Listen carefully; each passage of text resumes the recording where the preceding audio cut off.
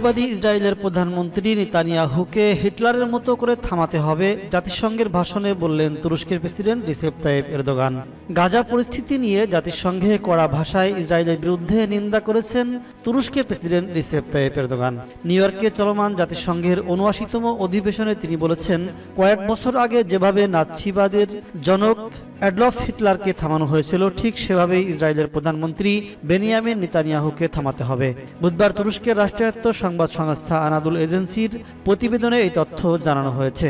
Erdogan বিশ্ব নেতাদের কাছে নেতানিয়াহুর হত্যাকাণ্ডের নেটওয়ার্ক বা জাল ছিন্ন ভিন্ন করে দেওয়ার আহ্বানও জানিয়েছেন। গাজাকে কনসেন্ট্রেশন ক্যাম্প আখ্যা দিয়ে অঞ্চলটিতে ইসরায়েলি আগ্রাসনের তীব্র নিন্দা জানিয়েছেন তিনি। তুরস্কের প্রেসিডেন্ট এরদোগান বলেছেন, নেতানিয়াহু তার রাজনৈতিক ভাগ্যের স্বার্থে সমগ্র অঞ্চলকে যুদ্ধে টেনে নিয়ে যাওয়ার চেষ্টা করছেন।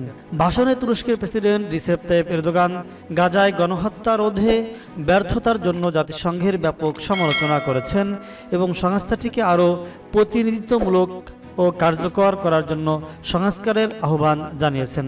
তিনি বলেছেন, নিরাপত্তা পরিষদ ৫ স্থায়ী সদস্যদের স্বার্থের প্রতি খুব বেশি মনোযোগী হওয়ায় সংস্থাটি আন্তর্জাতিক শান্তি ও নিরাপত্তা রক্ষার কাজে ব্যর্থ হয়েছে।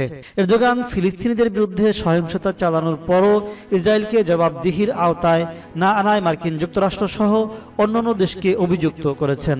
এরদোগান গাজায় অবিলম্বে স্থায়ী যুদ্ধবিরতির পাশাপাশি জিম্মি বন্দি বিনিময় এবং নিরবিচ্ছিন্ন মানবিক সহায়তার প্রয়োজনীয়তার উপর জোর দিয়েছেন।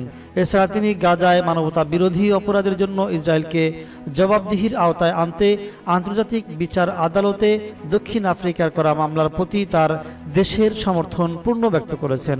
তবে তিনি জোর দিয়ে বলেছেন, তুরস্কের জনগণ ইসরায়েলের জনগণের প্রতি কোনো শত্রুতা পোষণ করে না।